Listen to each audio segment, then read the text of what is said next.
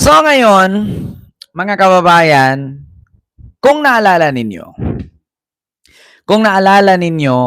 si Attorney Milvin Matibag, NBI Director, may aatinan na seminar sa mga Bureau, National Bureau Summit na gaganapin sa Thailand. Kung naalala ninyo, galit na galit si Alan Cayetano at ibang mga senador kung bakit daw itong si Attorney Milvin Matibag may sariling desisyon at dinidiktahan daw ang mga senador kung kailan niya gustong mag-witness or umattend sa impeachment hearing. Sabi nga ni Alan Cayetano, ako nga may lakad ako, pinospon ko dahil may hearing. Sabi naman ni Robin Padilla, ako nga meron akong pupuntahan sa Pakistan, yung namatay na leader. Hindi ko tumuloy kasi meron itong impeachment hearing. Pero bakit si Matibag, mas inuna niya ang National Bureau Summit kaysa dito? So hindi dapat tayo diktahan ni Matibag. So ang ginawa ni Matibag, kinancel niya ang pagpunta niya, nagpadala na lang siya ng representative sa Thailand. So sa Iran. Sorry. Ngayon, lumabas si Matibag doon sa impeachment hearing sa Senado. Pero ngayon, mga kababayan, eto na nga. Nung si Matibag may summit na aatinan, galit na galit sila. Pero si Robin Padilla, si Mark Villar at si Bongo, ang ganda ng buhay doon sa loob ng opisina ni Mark Villar. Habang naghihiring yung mga senador doon sa impeachment ni Sara, na noon galit-galit sila kung bakit daw hindi dadalo yung ibang witness, bakit daw sila dinidiktahan. Pero ngayon, ang ganda ng buhay nung tatlo. Umuupo, nagpapa-aircon, kumakain, patong ang paa sa lamesa, nagchichismisan, nanonood sa TV. Ngayon mga kababayan, ang kabubuhan kasi ni Benhod, pinos. Di napuna. Nagpipiling VIP kasi. Tanga-tangahan kasi. May papuna-puna kayo ni Matibag, tapos ngayon kayo lang din naman yung hindi dadalo. May pa-VIP pa kayo dyan sa opisina. Hindi kayo pumupunta dun sa unfair naman, sa mga umupo doon sa session. Samantalang itong tatlo, ang sarap ng buhay, may pa-cake pa, Tragis. May pa-buko pa to cake. Buko. Pabuko-buko pa. Ayop. Eto, pakinggan natin. Ayan, katarantaduhan kasi, ba't mag-post? Pinuna ng prosekusyon ang pananatili ng ilang senator judges sa Senator's Lounge habang gumugulong ang impeachment trial ni VP Sara. Ang banat ng prosekusyon, aaksyonan daw ng presiding officer sa Lunes. Yan ang agenda report ni Dexter Ganibe. Patay. Ito ang naging kontrobersyal na dito lang kami post ni Senator Robin Padilla noong Lunes sa kasagsagan ng Day 16 ng impeachment trial. Kasama sina Senator Judges Mark Villar at Bongo na nakasuot ng robe. Nakamonitor daw sila sa paglilitis sa loob ng Senator's Lounge. Para sa prosekusyon, hindi ito naaayon sa konstitusyon. Napakahalaga na yung maestrado na bibigay ng pagpapasya kung convicted or guilty, for example, ang isang accused, mahalaga na siya mismo yung nakapanood ng personal dahil nga halaga makikita mo ng personal kung paano yung the way he conducted himself, paano siya sumagot sa tanong, mannerisms, reactions, etc. Pero sabi ni impeachment court spokesperson Attorney Reggie Tonggol, walang nilalabag na batas sina Padilla, Go at Villar. Mayroon na niyang Supreme Court jurisprudence para rito. Sa mistulang kritisismo naman ng prosekusyon kina Padilla, sabi ni Tonggol na marami ng desisyon ng Korte Suprema na magsisilbing gabay kung paano ito tutugunan ng impeachment court.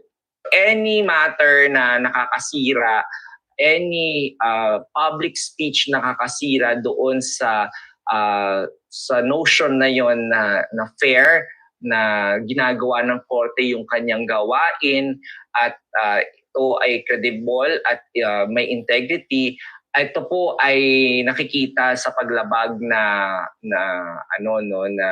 doon sa aming Code of Professional Responsibility and Accountability. So it will be considered by the impeachment court and the presiding officer in his ruling, I'm sure. Babala nitong goal sa kapwa depensa at prosekusyon, nakamonitor ang impeachment court sa lahat ng mga pahayag nila sa labas ng korte. Sa Lunes daw, asahan ng pasya ng presiding officer sa sub-judice rule at ang Ano yun, Replace TV, naamoy ko yung judge? Ay, yung abogadong nagsalita. Oo, di ba street yun siya? Ngayon, Becky na. Naamoy ko siya. Sa totoo lang, lalaki yun nung nakaraang tanong, ngayon, Becky na siya. Ikaw, Sir Replace TV, ha? Uy, yun, napansin mo ba yun?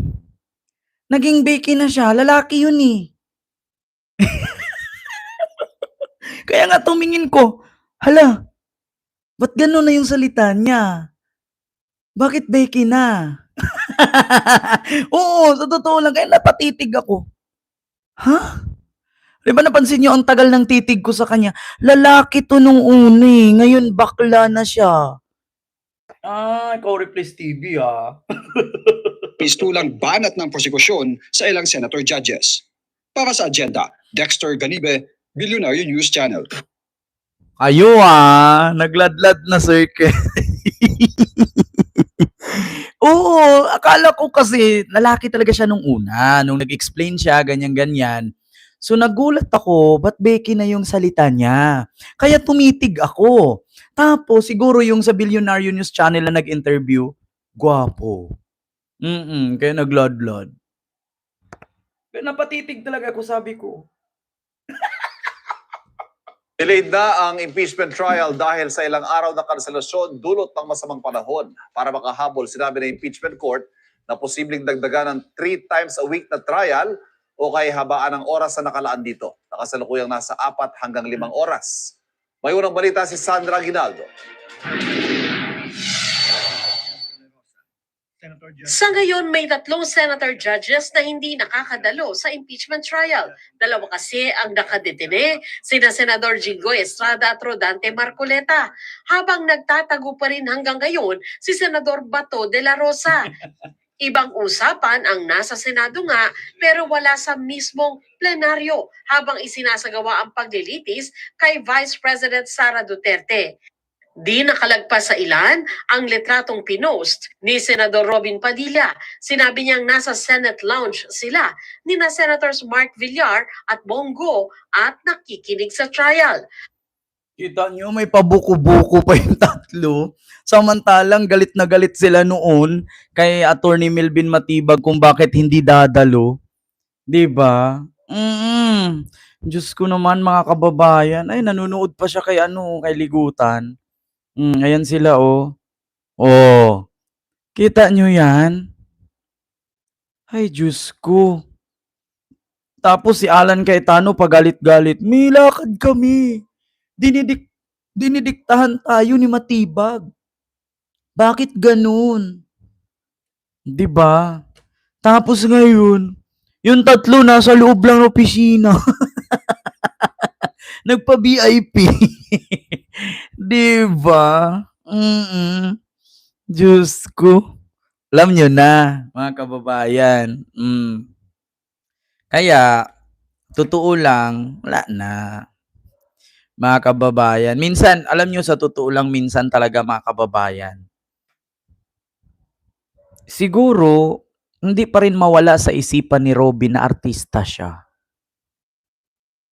Makikita at lalabas talaga, mga kababayan, na si Robin ay mas kuan siya tawag doon yung mas prefer sa kanya, no? Sa kanya ang pag-aartista. Mas prefer sa kanya yung pag-aartista kaysa sa pagsisenador. Kasi sa totoo lang, Robin, hindi lahat ng pinupost ay nakakabuti. Ayan, tignan tuloy, post ka ng post. E di ngayon, binatikos ka. Basahin natin yung comment. Wow, pinapasweldo ng taong bayan. Si Loren Legarda nagtatago na din. Ito yung nagtatap sa survey, nagtap sa Senate, nagstay sa lunch para i-celebrate ang birthday. Pag ordinaryong mamamayan, si Bakna.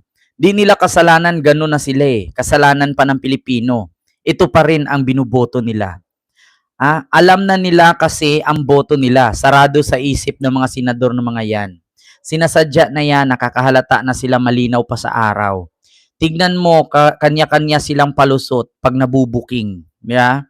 Isang level yung nagpicture, silang tatlo, pero ibang level talaga ang pag-post ni Boy Shili. Ibig sabihin, wala talaga siyang delikadesa. Bakit ba? Ito ilang beses ko na itanong. Ito related ba sa kabaklaan to? Bakit tinatawag na Boy Sili? Gasili ang laki, ganun ba? Bakit tinatawag niyong Boy Sili? Gasili ba ang laki? Gakikyam? Uy, mga kababayan, paki-comment dun sa comment section. Bakit sili? Gasili ang laki o gakikyam? Kasi napanood ko yun yung nag-alog-alog eh. Ay, maraming salamat po Ma'am Nida at kay Sir Daryl Bautista. Ganun ba yun? Gasili ang laki o gakikyam?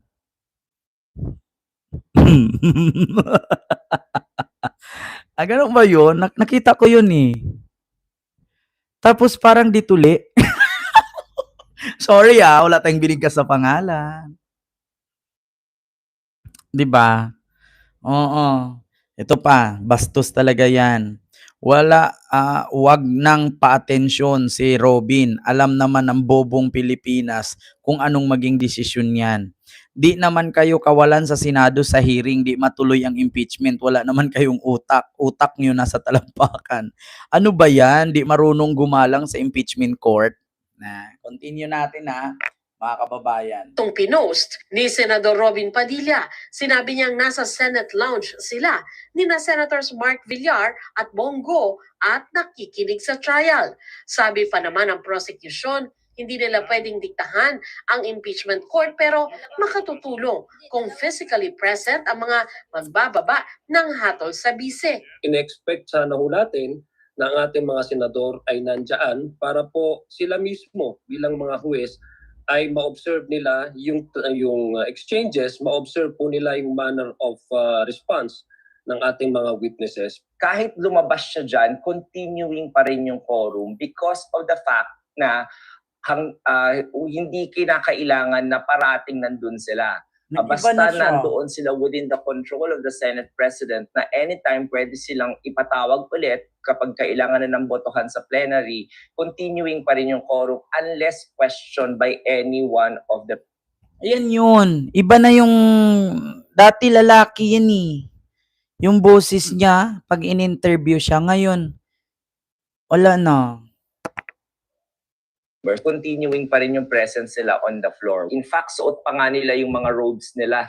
Paglilinaw ni Go, nag-break lang siya sandali kaya nagpunta siya sa lounge. Wala naman daw masama kung kailangan ng iba na magkape o mag-CR habang nagaganap ang impeachment trial.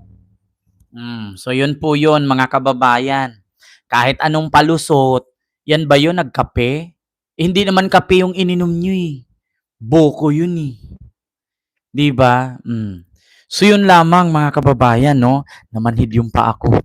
Klarong-klaro, 'di ba, na talagang unfair. Unfair sa ibang senador na sinasahuran ng taong bayan na kahit namamanhid, ako nga namanhid nga ako umupo eh. 'Di ba? Namanhid na yung mga puwet nila doon, hindi na nila maramdaman, 'di ba? At least nandun sila na natili sa kanilang upuan. Pero itong tatlo wala eh.